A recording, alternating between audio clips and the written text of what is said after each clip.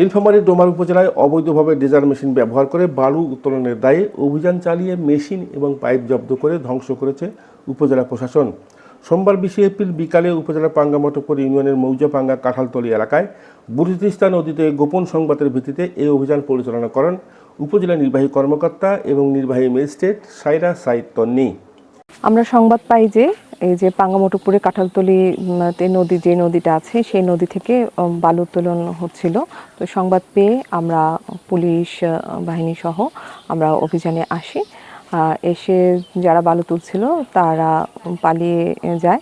তো তারা পালিয়ে গেল, তারা যেই যন্ত্রপাতি দিয়ে বালু তুলছিল সেগুলো আমরা উদ্ধার করি। সেগুলো যেমন বালু মেশিন, পাইপ এগুলো কিছু আমরা এগুলো ধ্বংস করি।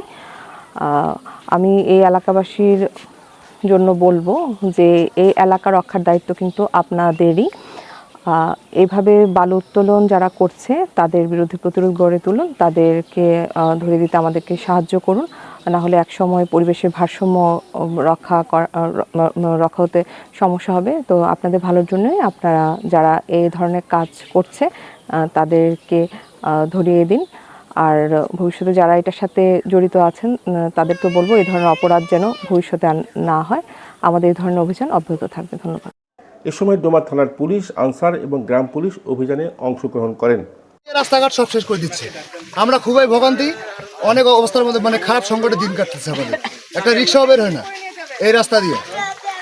তো আপনারা যেহেতু আসছেন শালকি নিউজ থেকে, ভালো কথা, আপনারা একটু রাস্তার জন্য আমাদের কিছু করে যান, তাহলে আমরা সবাই একটু শান্তিতে থাকতে পারবো।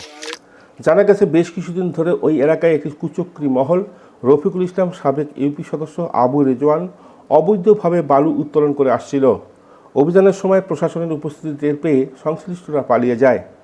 তারা মেশিন এবং পাইপ পানিতে ডুবিয়ে রাখে যাতে প্রশাসনের নজর এড়ানো যায়, তবে শেষ রক্ষা হয়নি তাদের।